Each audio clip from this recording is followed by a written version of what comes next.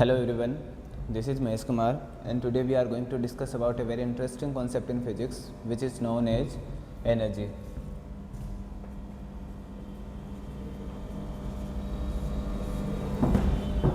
हम क्या पढ़ने वाले हैं? Energy.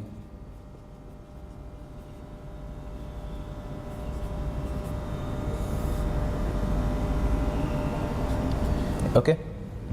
So in our last classes we have discussed about what is work and we have also discussed about different type of forces, right? जैसे हमने conservative force के बारे में डिस्कस किया था, नॉन कंजर्वेटिव फोर्स के बारे में भी डिस्कस किया था और हमने वर्क कैलकुलेट किया था फॉर कांस्टेंट और वेरिएबल फोर्सेस के लिए, राइट? तो आज हम डिस्कस करने वाले हैं कि एनर्जी क्या होती है और इसके बाद एक बहुत ही इम्पोर्टेंट थ्योरी है वर्क एनर्जी थ्योरी, जो कि हमारी प्रॉब्लम को टैकल करने के लिए सबसे इम्पोर्टेंट थ्योरी रहने वाली है, जिसकी हेल्प से हम मोस्ट ऑफ द प्रॉब्लम कर सकते हैं इस चैप्टर में। इससे रिलेटेड जो भी आएगा वो वर्क एनर्जी थ्योरी जो है उससे हम इजीली टैकल कर सकते हैं। ओके, सो उसको पढ़ने से पहले हम थोड़ा सा एनर्जी के बारे में ब्रीफली पढ़ेंगे कि एनर्जी क्या होती है और उसके बाद हम ऐसे आगे बढ़ते जाएंगे, ठीक है? So first of all, what is energy? Okay, so अगर हम किसी एक एग्जांपल से समझे, सो फॉर एग्जांपल जैसे आप हो, अगर मैं आपको ये बोलूँ कि बेटा आपको ना ये अपना बैग उठा के और ऊपर जो 6 जो मंजिल है वहाँ तक लेके जाना है, और फॉर एग्जांपल आपने सुबह कल से खाना नहीं खाया हो, ओके, तो आपका रिस्पॉन्स क्या होगा इसके अंदर? आप बोलोगे कि सर मुझ में ना अभी ये करने की हिम्मत नहीं है या फिर एनर्जी नहीं है। मीन्स मतलब आप वर्क तो करना चाहते हो बट आपके पास क्या नहीं है? एनर्जी नहीं है। तो एनर्जी क्या है? Energy is just capacity of doing work. मतलब एनर्जी ये डिफाइन करेगी कि आप कितना वर्क कर सकते हो। It's just capacity. आप जितना वर्क डन कर रहे हो वो क्या है? आपकी एनर्जी है। ओके, ये बात क्लियर है सभी को? Energy is capacity of doing work. Okay, so इसे यहाँ पे लिखेंगे, it is capacity of doing work. Got it? अब ये जो एनर्जी है हम इसे किससे मेजर कर रहे हैं? वर्क डन से मेजर कर रहे हैं। ये सुन लो, मतलब मैं वर्क और एनर्जी को एक टाइप से एक ही फिजिकल क्वांटिटी के तौर पे बता रहा हूँ कि वर्क ही क्या है? एनर्जी है। मतलब जो एनर्जी है वही क्या है? वर्क करने की कैपेसिटी है। ये सुनो, तो इसका मतलब जो एनर्जी है इसकी यूनिट भी क्या हो जाएगी? जो वर्क की यूनिट है। तो वर्क की यूनिट क्या होती है बेटा? वर्क की यूनिट होती है जूल, जिसे हम किससे डिनोट करेंगे? जैसे। ओके, इसके बाद में हमारे पास एनर्जी को लेके दो बहुत ही इम्पोर्टेंट स्टेटमेंट है। एक आपने अपनी जो प्रीवियस क्लासेज है उनके अंदर आपने सुना होगा, पढ़ा होगा। ओके, तो आज हम उसका अच्छे से मतलब समझेंगे कि वो आज जो आपने कोई स्टेटमेंट पढ़ा था उसका मीनिंग क्या है। तो आपने अपनी प्रीवियस क्लासेज में ये ज़रूर पढ़ा होगा कि energy is conserved, it neither be created nor be destroyed. मतलब हम एनर्जी को कभी भी बना नहीं सकते और इसे कभी भी डिस्ट्रॉय नहीं कर सकते। ये सुनो, इसे बस हम क्या कर सकते हैं? इसे हम एक फॉर्म से दूसरे फॉर्म में कन्वर्ट कर सकते हैं। फॉर एग्जांपल, जैसे आपके घर में पानी की मोटर है कि नहीं है? तो जैसे ही आप स्विच ऑन करते हो तो क्या मोटर कुछ काम करती है कि नहीं करती? मोटर क्या करती है? उस फैन को रोटेट करना स्टार्ट करती है, राइट? आपने क्या प्रोवाइड किया मोटर को? आपने मोटर को क्या किया? इलेक्ट्रिसिटी प्रोवाइड की। मीन्स एक टाइप से इलेक्ट्रिकल एनर्जी आपने मोटर को प्रोवाइड की, और मोटर ने, जो पंप है, मोटर है, उसने क्या किया? उस इलेक्ट्रिकल एनर्जी को मैकेनिकल एनर्जी में कन्वर्ट कर दिया। मतलब जैसे ही आपने उसे इलेक्ट्रिसिटी प्रोवाइड की, उसने क्या किया? उस फैन को रोटेट करना स्टार्ट कर दिया। और जब भी हमें इस टाइप से, मतलब फिजिकल तौर पे हमें कुछ एनर्जी लेनी हो तो उससे हम बोलते हैं मैकेनिकल एनर्जी। जैसे आप साइकिल चला रहे हो तो वो क्या है, मैकेनिकल एनर्जी है, साइकिल जो आपको प्रोवाइड कर रही है, राइट। जो मोटर चल रही है वो किसी न किसी ऑब्जेक्ट को रोटेट करेगी फिजिकल फॉर्म में, तो वो सारी कैसी एनर्जीज हो गई, मैकेनिकल एनर्जी, राइट। दूसरा आपने देखा होगा जो जनरेटर वगैरह जो होते हैं, जैसे ही हम जनरेटर को रोटेट करते हैं तो जनरेटर क्या प्रोड्यूस करता है, इलेक्ट्रिसिटी, यस और नो। इसका मतलब है वो क्या कर रहा है, वो उस मैकेनिकल एनर्जी को किस में कन्वर्ट कर रहा है, इलेक्ट्रिकल एनर्जी में, यस और नो। इसका मतलब एनर्जी को बस एक फॉर्म से दूसरे फॉर्म में कन्वर्ट किया जा सकता है, वह कभी बनाया और डिस्ट्रॉय नहीं किया जा सकता। ये बात क्लियर है आप सभी को, राइट। सो एक स्टार लगा के बहुत इंपॉर्टेंट पॉइंट लिखोगे, energy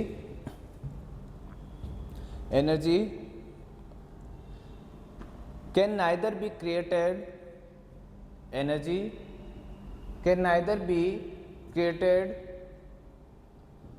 nor be destroyed.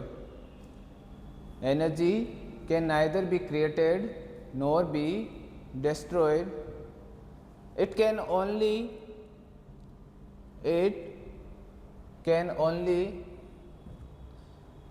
changes from one to, it can only changes from one to another form, okay। For example लिखेंगे इलेक्ट्रिकल,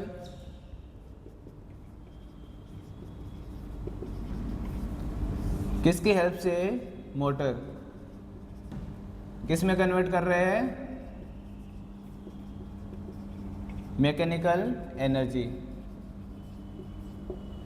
राइट। ये एग्जाम्पल लिख लो। दो तीनों एग्जाम्पल मैंने आपको और भी बताए थे, वो भी आप अपने लैंग्वेज में लिख लीजिएगा, ओके। नेक्स्ट है ये जो एनर्जी है ये किस टाइप की क्वांटिटी होती है। जैसे हमने वर्क पढ़ा था, तो वर्क कैसी है, वेक्टर है कि स्केलर क्वांटिटी है, वर्क कैसी है, स्केलर क्वांटिटी है, राइट। तो एनर्जी क्या है, capacity of doing work, yes और नो। तो ये भी कैसी रहेगी हमारे पास, स्केलर क्वांटिटी,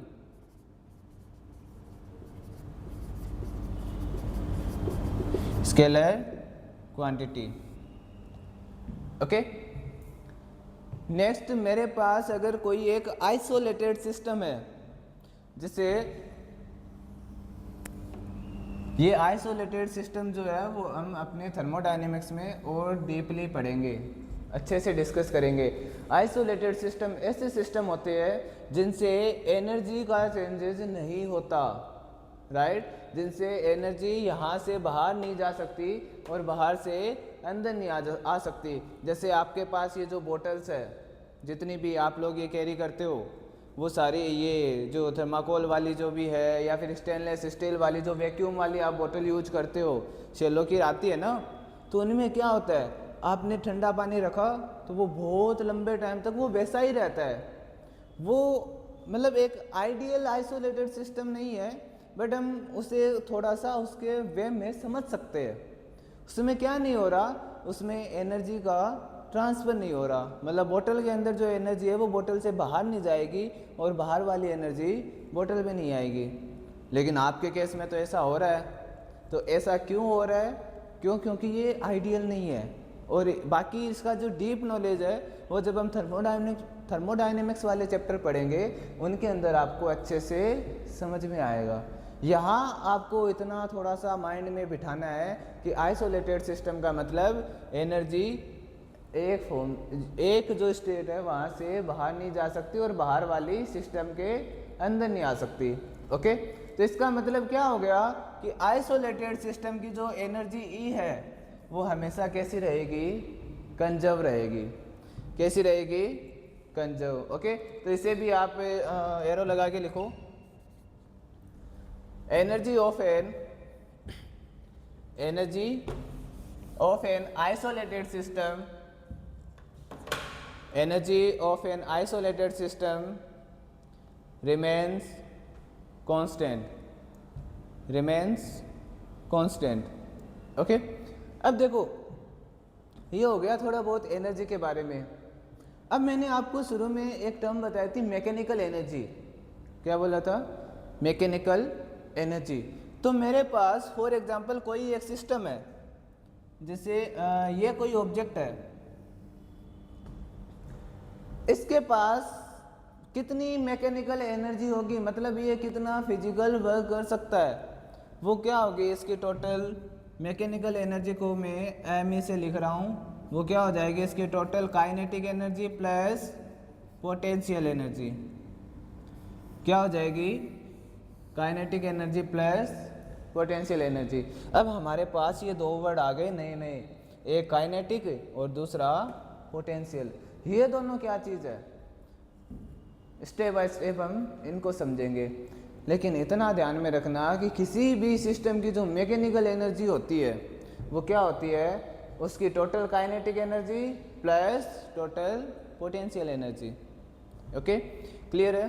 तो हमारा पास फर्स्ट पॉइंट है काइनेटिक एनर्जी।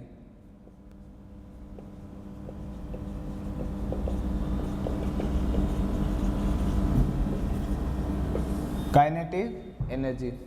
तो देखो बच्चों, आपने जो अपनी 9th क्लास है वहाँ पे जब आप वर्क के बारे में डिस्कस कर रहे थे तो आपने इसका नाम ज़रूर सुना होगा कि काइनेटिक एनर्जी क्या होती है। जब कोई ऑब्जेक्ट मूव कर रहा होता है तो उसके पास उसके मोशन की वजह से जो एनर्जी है वो क्या होती है, काइनेटिक एनर्जी। तो जो काइनेटिक एनर्जी है उसे हम कैसे डिफाइन करते हैं? जैसे मैं यहाँ पे स्टेशनरी खड़ा हूँ, क्या मैं मूव कर रहा हूँ? नहीं कर रहा। लेकिन जैसे ही मैं यहाँ से देखो ऐसे मूव करना स्टार्ट कर दिया, मूव करते ही मेरे पास कुछ ना कुछ वेलोसिटी है कि नहीं है? वेलोसिटी है। तो मेरी जो इस टाइप की एनर्जी है जो मेरी इस मोशन की वजह से हो रही है, ये जो एनर्जी जो मेरे मोशन की वजह से आ रही है इसे हम बोलते हैं kinetic energy. Energy possesses by due to its motion, मतलब किसी भी ऑब्जेक्ट के मूव करने से उसके पास जो एनर्जी होती है वो एनर्जी क्या होती है, उसकी काइनेटिक एनर्जी। क्लियर है? तो इसे लिखोगे, it is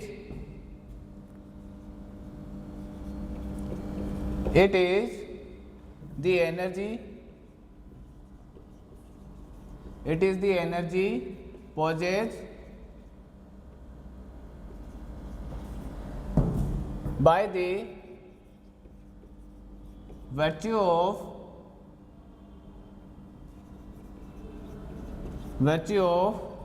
motion of the body, by the virtue of motion of its body, मतलब किसी भी बॉडी के मोशन करने से जो उसके पास एनर्जी होती है उसे हम बोलते हैं काइनेटिक एनर्जी। ओके, ये आपने थोड़ा सा जो आपकी 9th क्लास है वहाँ पे भी आपने ऐसा कुछ पढ़ा होगा। अब यहाँ पे हम इसको और किस वे में समझ सकते हैं? ओके, उसको समझने से पहले आपने क्या लिखा होगा कि जो काइनेटिक एनर्जी है, काइनेटिक एनर्जी वो क्या होती है, हाफ एम वी स्क्वायर। यहाँ तक कोई दिक्कत है? जो काइनेटिक एनर्जी है उसको डिफाइन किया जाता है half into mass of the object into velocity square of that object. Clear है? तो इसे मैं और किस फॉर्म में डिफाइन कर सकता हूँ, और कोई अदर फॉर्म मीन्स अगर कोई ऑब्जेक्ट मूव कर रहा है, अगर कोई ऑब्जेक्ट है, ये मेरे पास क्या है, एक बॉक्स है और ये क्या कर रहा है, मूव कर रहा है, इसके पास वेलोसिटी v है, इसके पास क्या है, वेलोसिटी v है। तो इसकी जो काइनेटिक एनर्जी है वो क्या हो जाएगी, तो काइनेटिक एनर्जी हो जाएगी कि इस बॉडी को रोकने के लिए, ये जो बॉडी है इसको रोकने के लिए मुझे कुछ वर्क करना पड़ेगा कि नहीं करना पड़ेगा? तो इस बॉडी को रोकने के लिए मुझे जितना वर्क करना पड़ेगा वही क्या हो जाएगी, इस ऑब्जेक्ट की टोटल काइनेटिक एनर्जी। राइट? ये बात क्लियर है सभी को? मीन्स ये जो ऑब्जेक्ट है ये अगर अभी v वेलोसिटी से मूव कर रहा है, किससे मूव कर रहा है, v वेलोसिटी से, तो अगर मुझे ये जानना है कि इसकी टोटल काइनेटिक एनर्जी क्या है तो इसको रोकने के लिए मुझे जितना वर्क डन करना पड़ेगा, जितना वर्क करना पड़ेगा वही क्या हो जाएगी इसकी काइनेटिक एनर्जी। ओके, इसे आप लिखोगे it is equal to the work by the body, it is equal to the work done by the body before coming to rest. Okay, before coming to rest. Clear है? अब देखो यहाँ से जो kinetic energy है इसको आपने क्या लिखा है, हाफ एम वी स्क्वायर। अगर मैं ऊपर और नीचे एम से मल्टीप्लाई कर दूँ तो कुछ फ़र्क पड़ेगा? नहीं पड़ेगा। तो क्या मैं इसको ऐसा लिख सकता हूँ, M square V square upon 2m, ऐसा लिख सकते हैं क्या बेटा? बिल्कुल। तो एम वी हमने क्या पढ़ा था, लास्ट वाले चैप्टर में जाओ जल्दी से, जहाँ हमने न्यूटन्स सेकंड लॉ पढ़ा था, वहाँ पे जो मोमेंटम था, मोमेंटम को हमने किससे डिफाइन किया था, मास इनटू वेलोसिटी, राइट। तो क्या मैं इसे यहाँ पे p स्क्वायर बाई 2m लिख सकता हूँ? क्या ये गलत तो नहीं है? m इंटू वी क्या होता है, मोमेंटम, जिसे डिफाइन किया जाता है p से, तो इसे मैं इजीली लिख सकता हूँ p स्क्वायर बाई 2m। तो अभी आपके पास काइनेटिक एनर्जी का एक और फॉर्मूला हो गया और वो क्या है, p square by 2m। Clear है? तो यहाँ से क्या मैं p इक्वल टू ऐसा लिख सकता हूँ, p equal to under the root 2m k। बोलो कोई डाउट है? अगर यहाँ तक कोई दिक्कत नहीं है तो अब हम पढ़ने जा रहे हैं अपना सबसे important part of this chapter is known as work energy theorem. Okay, work energy theorem. So वो क्या है, देखो अभी तक हमने काइनेटिक एनर्जी के बारे में तो डिस्कस कर लिया, बट हमने पोटेंशियल एनर्जी के बारे में डिस्कस नहीं किया है। हमारे वर्क एनर्जी थ्योरम को पढ़ने के लिए हमें भी पोटेंशियल एनर्जी की नीड नहीं है। ओके, तो पहले हम वर्क एनर्जी थ्योरम को पढ़ेंगे अच्छे से, उसके बाद हम पोटेंशियल एनर्जी को डिफाइन करेंगे। ओके, सो हमारा इम्पोर्टेंट पॉइंट अब वो क्या है, work energy theorem.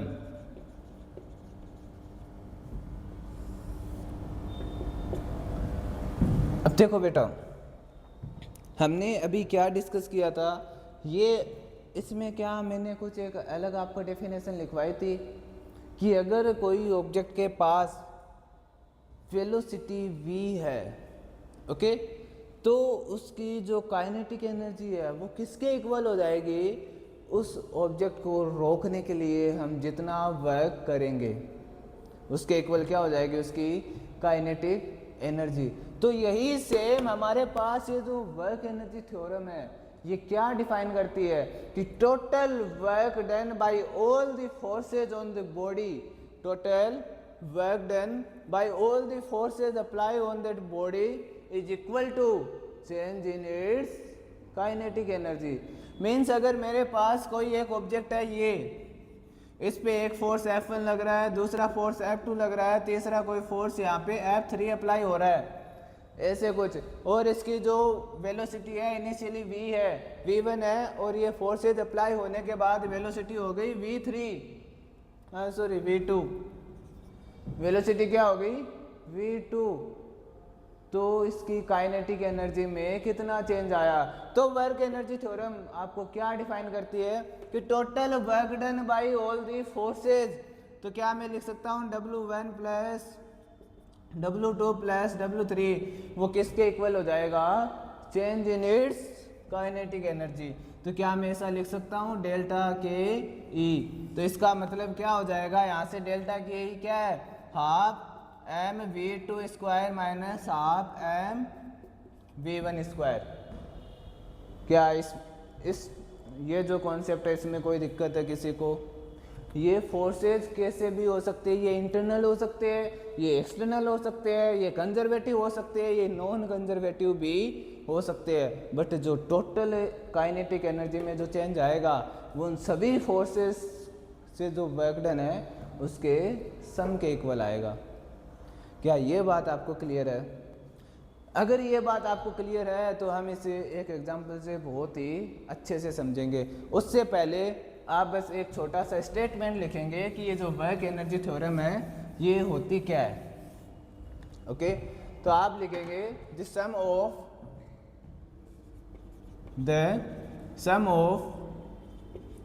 Total sum of work done by all the forces, bracket में हम लिखेंगे इंटरनल और external, sum of work done of by all the forces acting on the body is equal to, ये जो सभी forces का जो work done है वो किसके इक्वल होगा, is equal to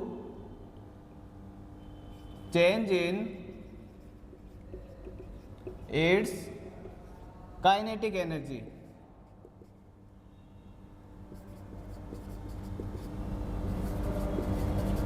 kinetic energy. Okay, तो क्या मैं इसको ऐसे लिख सकता हूं कि total work done W T is equal to किसके इक्वल हो जाएगा, डेल्टा के। यहाँ पे डेल्टा क्या डिनोट कर रहा है, चेंज इन काइनेटिक एनर्जी। तो मैं इसको ऐसे लिख सकता हूँ के ई फाइनल माइनस के ई इनिशियल। क्या यहाँ तक कोई दिक्कत है? नहीं। ओके, तो ये एक्चुअल में ऐसा होता क्यों है? हमने इसे टोटल वर्क डन को ये के ई डेल्टा के ई के फॉर्म में लिखा क्यों है? ओके, तो हम एक थोड़ा सा बस इसको समझ लेते हैं, फिर हम अपने क्वेश्चन की तरफ जाएंगे। ठीक है, तो फर्स्ट ऑफ ऑल आप मुझे ये बताइए, यहाँ पे ये जो मैंने डेल्टा के ई लिखा है, क्या मैं इसको ऐसे लिख सकता हूँ डी के बाई डी टी? क्या मैं इसे ऐसे लिख सकता हूँ?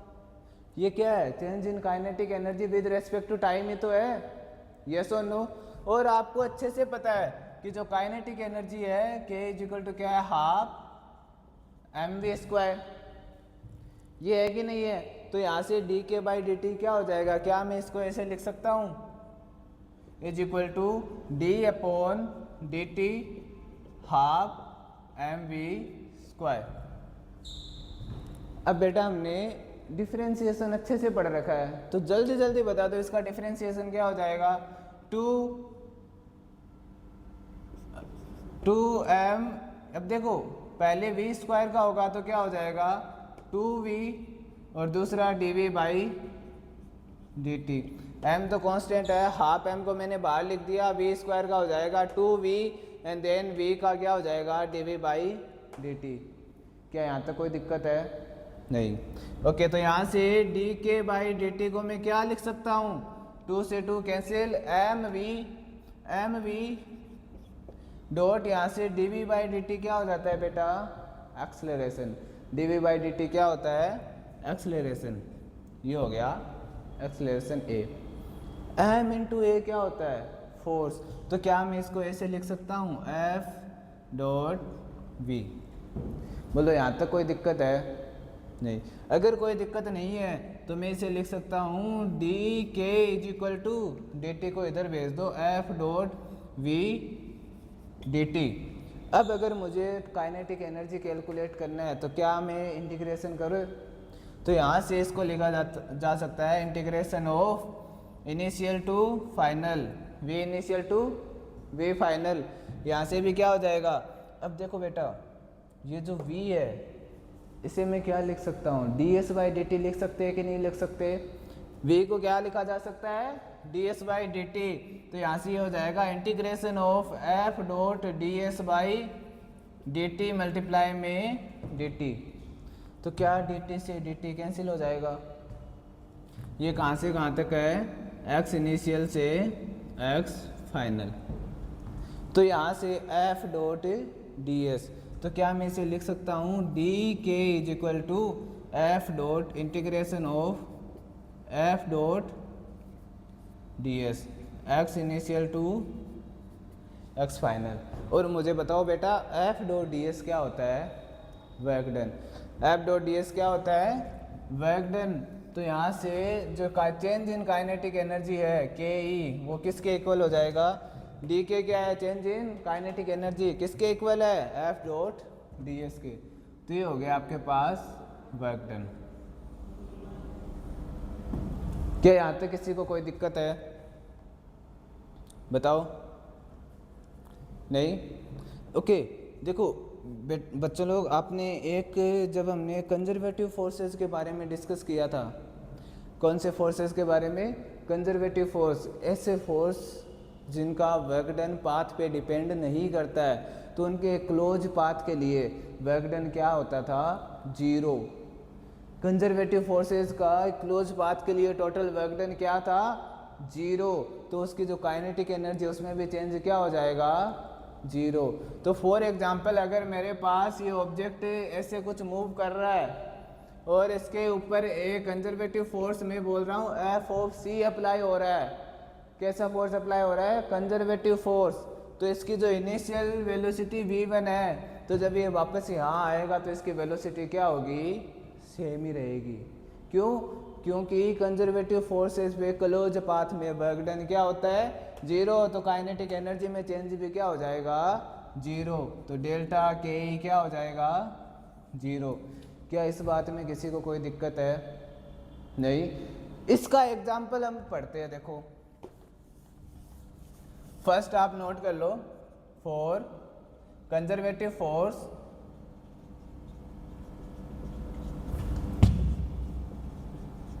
फॉर कंजर्वेटिव फोर्स क्या हो जाएगा, W is equal to zero. तो इसकी वजह से जो काइनेटिक फाइनल है इज इक्वल टू कैसी हो जाएगी, इनिशियल। ओके। और आपको कंजर्वेटिव फोर्सेस का पता कैसे लगेगा कि ये मेरे पास जो फोर्स है वो कंजर्वेटिव है कि नहीं है, तो इसके लिए हमें क्या लेना पड़ेगा, उसका कर्ल। वेक्टर में पढ़ा था ना, वो क्या होना चाहिए, जीरो। अगर किसी भी क्वांटिटी का कर्व जीरो, कर्ल क्या है, जीरो है, इसका मतलब वो कैसी क्वांटिटी है, कंजर्वेटिव क्वांटिटी। यस और नो। तो अगर आपसे क्वेश्चन पूछे जा सकते हैं, हाँ ऐसे क्वेश्चंस आते हैं डायरेक्टली कि मेरे पास ये दो फोर्सेस है, F is equal to 4i plus 5j और दूसरा F is equal to 6i plus 6k plus 5k J, ये आपके पास फोर्स गिवन है, तो बताओ इनमें से ये दोनों फोर्स कंजर्वेटिव है कि नहीं है। कैसे पता चलेगा, कर्व लेके, उसका क्या लेना है, कर्ल। जब भी हम किसी वेक्टर क्वांटिटी का कर्ल लेते हैं और अगर वो जीरो के इक्वल है तो वो कैसी है, कंजर्व्ड। क्लियर है बात यहाँ तक। चलो हम क्वेश्चन पे आते हैं। हमें इनकी ज़रूरत क्यों है, हम वर्क डन अलग से भी तो कैलकुलेट कर सकते हैं, हम काइनेटिक एनर्जी भी अलग से कैलकुलेट कर सकते हैं, तो फिर हमें इस वर्क एनर्जी थ्योरम की नीड क्यों पड़ी। इस बात का जवाब हम देखते हैं। देखो मेरे पास है कोई एक ऑब्जेक्ट, मेरे पास ये एक ऑब्जेक्ट है, इसका mass m is equal to 1 kg है। इसको मैं रेस्ट से स्टार्ट करता हूँ, इनिशियली 8 रेस्ट, और इसकी जो पोजीशन है वो टाइम के साथ कुछ ऐसे चेंज हो रही है, x इज इक्वल टू कैसे चेंज हो रही है, 4t square plus 5t minus 10। ये इसकी पोजीशन कुछ इस तरीके से चेंज हो रही है। आपसे ये पूछा है कि किसी time t is equal to, for example आपसे बोल दिया जाए t इज इक्वल टू 0 से t इज इक्वल टू 4 पर जब ये पहुंचेगा तो इसका टोटल वर्क डन कैलकुलेट करो। t इज इक्वल टू 0 से t is equal to 4 second तक इस ऑब्जेक्ट पे जो वर्क किया गया है वो आपको कैलकुलेट करना है, राइट। कितना जल्दी कर सकते हो बताओ, देखें मुझे। कैलकुलेट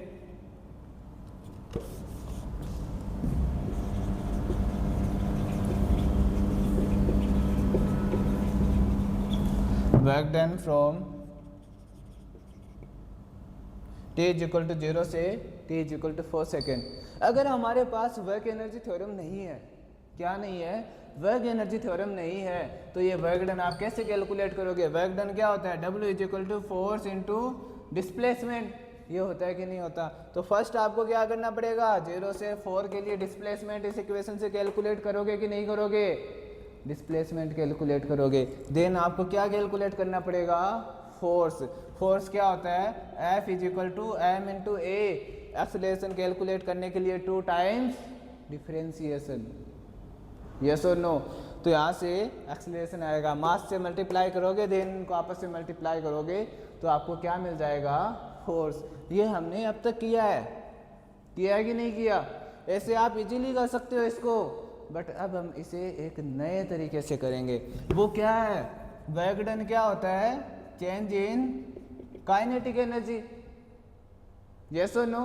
तो t इज इक्वल टू 0 पे v1, या फिर इसे v0 बोल सकते हैं, v0 से v4 तक इसमें काइनेटिक एनर्जी में कितना चेंज आया? वही तो किसके इक्वल होगा? इसके वर्क डन के, यस और नो? ये बात क्लियर है सभी को? वेलोसिटी की इक्वेशन क्या हो जाएगी? From question velocity is equal to होता है dx अपॉन dt। तो यहाँ से dx अपॉन dt बताओ जल्दी से। 4 into 2 8t plus 5 dt by dt 1 हो गया, माइनस 10 का क्या हो जाएगा? 0। तो टोटल मेरे पास वेलोसिटी की इक्वेशन आई कि नहीं आई? आ गई। तो t इज इक्वल टू 0 पे वेलोसिटी क्या है? 8, t is equal to 0, v is equal to क्या हो जाएगा? 0 पुट करो जल्दी बताओ। वेलोसिटी 5 मीटर पर सेकेंड आई कि नहीं आई? वही same 8t is equal to 4 second पे वेलोसिटी क्या हो जाएगी? v4 is equal to 4 put करोगे, 8 4 जा 8 को 4 से मल्टीप्लाई किए क्या हो गया? 32 प्लस 5, तो यहाँ से क्या हो जाएगा? 37 मीटर पर सेकेंड। क्या यहाँ तक कोई दिक्कत है? नहीं? ओके। अब जस्ट आपको क्या करना है? वर्क डन कैलकुलेट करना है। वर्क डन क्या हो जाएगा?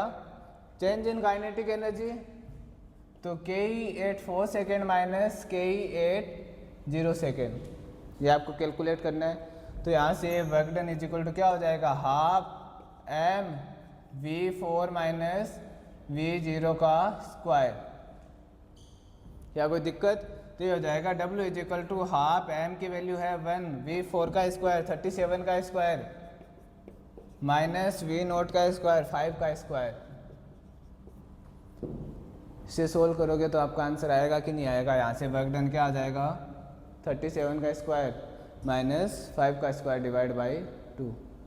देखो कितना आसान है। आपको ना एक्सेलरेशन कैलकुलेट करना, ना फोर्स कैलकुलेट करना, ना डिस्प्लेसमेंट कैलकुलेट करना, just change in kinetic energy और you will get your required answer.